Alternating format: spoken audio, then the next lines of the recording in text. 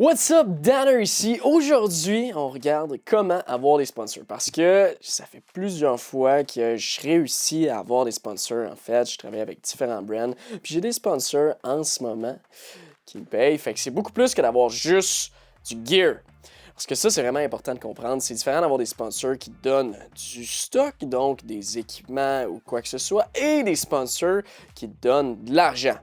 Fait que là, plusieurs personnes veulent avoir des sponsors, mais pourquoi est-ce que tu veux avoir des sponsors? C'est ça qu'il faut que tu te demandes. Pourquoi? C'est quoi les vraies raisons? Parce que ça va être ta source de motivation.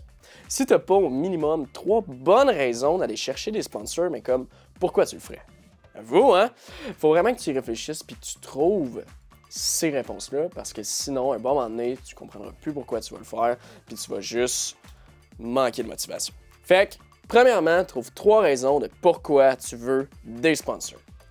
Ensuite, il faut que tu sois relevant dans ce que tu fais. Qu'est-ce que je veux dire par relevant? Ça veut dire qu'il faut que tu sois à un assez haut niveau pour être tout de même respecté dans ton domaine. Fait que si par exemple, tu joues au soccer, peu importe ce que tu fais, tu m'écoutes probablement à cause que tu fais du ski. Ben si tu fais du ski, il faut que tu sois un minimum comme, bon, c'est pas compliqué, c'est ça, il faut que tu saches ce que tu fais, que les gens, quand ils te regardent, soient comme, OK, tu sais, il est relevant.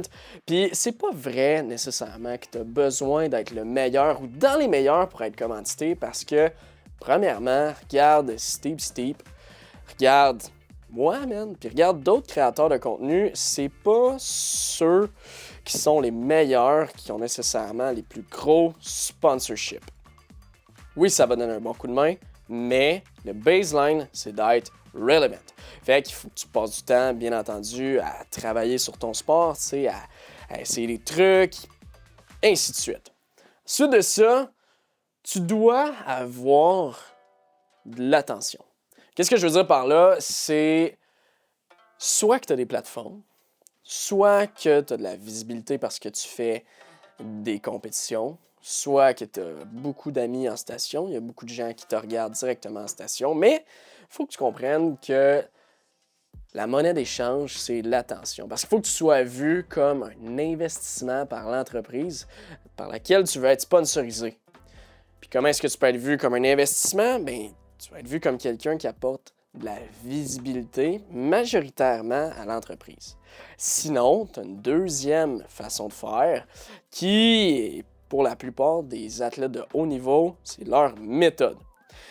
C'est lorsque tu approches une grosse compagnie. Par exemple, Oakley, c'est un super bon exemple. Ils n'ont pas nécessairement besoin d'avoir des athlètes avec des immenses plateformes. Ce qu'ils ont majoritairement besoin, c'est des athlètes qui sont excessivement talentueux parce que eux, in-house, Oakley même, sont capables de créer du contenu à partir de ces athlètes-là. Fait que peut-être que c'est la bonne façon pour toi d'aller chercher un sponsorship si par exemple tu es vraiment, vraiment talentueux, mais que tu n'as pas nécessairement beaucoup d'attention. Ensuite, concrètement, ce qui va t'aider à trouver un sponsorship, c'est d'avoir un contact. Si tu connais quelqu'un à l'intérieur de l'entreprise, man, tu pars avec une énorme avance, pour vrai. Puis ça peut être un ami d'un ami qui connaît quelqu'un. Tu sais, ça n'a pas besoin d'être un contact proche de toi. Tant que c'est un contact de quelqu'un, tu te fais référer finalement. Il faut que tu te fasses référer. Ça, je te dis, c'est game changer. Ensuite de ça, une fois, on s'imagine une situation. Okay? Là, tu as trouvé ton contact. Tu as trouvé quelqu'un qui t'a référé. Fait que, par exemple, ton père connaît le propriétaire d'une entreprise, puis il dit « Hey, mon gars, il est bon à skier, il voudrait se faire sponsoriser, tu sais, il pourrait donner de la visibilité à votre entreprise, comme je vous mets en contact. » Boum! Ça part! Là, c'est là que ça commence. Tu as un contact direct avec le propriétaire de l'entreprise, puis c'est là qu'il faut que tu arrives avec ton pitch de vente. Faut que tu aies un CV d'athlète. Fait qu'il faut que tu aies des documents ou quelque chose qui appuie ce que tu vas dire. Si tu dis, par exemple, hey, j'ai plein d'abonnés sur les réseaux sociaux, j'ai tout ça, mais il faut que tu aies des preuves à quelque part. T'sais. Si tu dis que tu es super talentueux dans ton domaine. Si par exemple tu fais du ski, mais il faut que tu aies des vidéos à l'appui, des résultats de compétition à l'appui. Il faut que tu aies des preuves. Si tu n'as pas de preuves, comment veux-tu qu'ils te croient? Parce que les chances qu'il ait skié avec toi en montagne sont vraiment minces. Concrètement, tu as comme 30 secondes. C'est la première impression qui compte pour de vrai. Fait que tu as un contact direct, tu arrives avec un CV d'athlète que tu as détaillé c'est quoi tes résultats de compétition ou ton nombre d'abonnés, finalement, ce que tu vas apporter directement à l'entreprise, tout ça. Fait que tu fais un CV d'athlète détaillé qui stand out. Il faut que ce CV-là, OK, si il est vu simplement par le propriétaire de l'entreprise, que le propriétaire fasse « Wow! OK, ce gars-là, il est sérieux. » Parce que c'est vraiment ça qui va faire foi tout. Oui, c'est possible sans, mais je te dis, ça va vraiment aider. Ensuite de ça, assure-toi de toujours en faire plus que ce que tu vas demander. Fait que si, par exemple, tu vas avoir ta première paire de skis, il faut que tu en donnes plus que ce qu'une paire de skis vaut. Fait que si la paire de skis, par exemple, que tu veux, ça vaut 600 $, bien, il faut que ce que tu échanges, parce que c'est un échange de services finalement. L'entreprise en a une paire de skis, toi, tu as de la visibilité ou tu vas être capable de créer du contenu avec eux.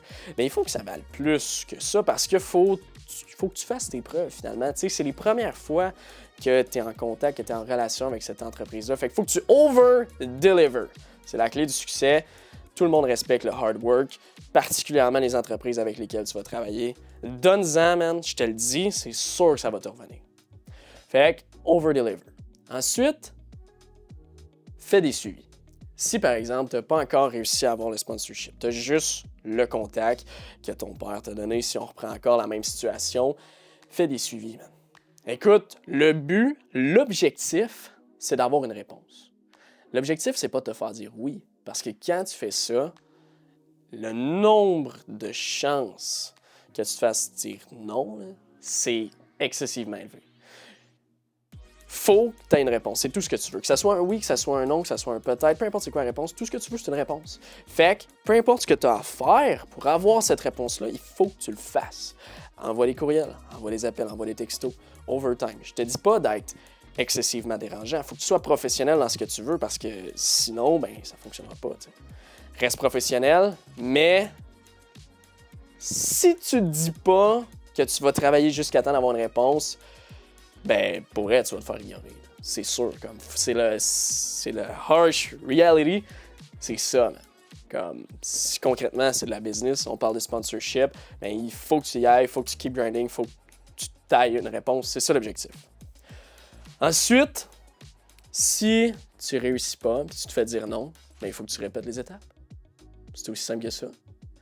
Trouve un contact, arrive avec un CV d'athlète, fais un suivi, fais des appels, fais sûr d'avoir une rencontre, puis assure-toi d'avoir une réponse. C'est aussi simple que ça, man. C'est ça qu'il faut que tu fasses. Si tu fais tout ça, puis que tu répètes overtime, bien, tu vas réussir, c'est sûr. Si tu as quelque chose en échange, que tu es vu comme un investissement par une entreprise, un bon moment donné, tu vas trouver une entreprise qui va croire en toi, puis tu vas t'être amélioré au début. T'sais, au début, ça va être probablement plus ordinaire, on s'entend, ça va être les premières fois que tu vas pitcher, que tu vas faire ça. Mais si c'est la 3e fois, la 4e fois, la 5e fois, la 15e fois que tu envoies un CV d'athlète, que tu envoies des courriels, bien, c'est sûr que ton courriel va être meilleur, tu vas avoir ajusté ton CV d'athlète. Il faut toujours que tu sois meilleur de fois en fois, puis un bon moment donné, bien, tu vas réussir. Fait que j'espère que cette vidéo-là va t'aider. N'hésite pas à la revisionner. Sincèrement, ça m'a pris beaucoup de temps à comprendre tout ça. Ça fait quelques années que je deal avec des sponsors, puis j'ai commencé, puis j'avais strictement rien. Honnêtement, j'avais rien, j'avais pas de plateforme, j'étais pas qui je suis en ce moment. Fait que, écoute, je crois en toi, man. Si tu le veux vraiment, puis tu trouves les 3 raisons de pourquoi tu veux un sponsor, c'est sûr que tu vas réussir. Fait que, j'espère que ça t'a aidé, man. On se revoit dans la prochaine vidéo. Et ciao!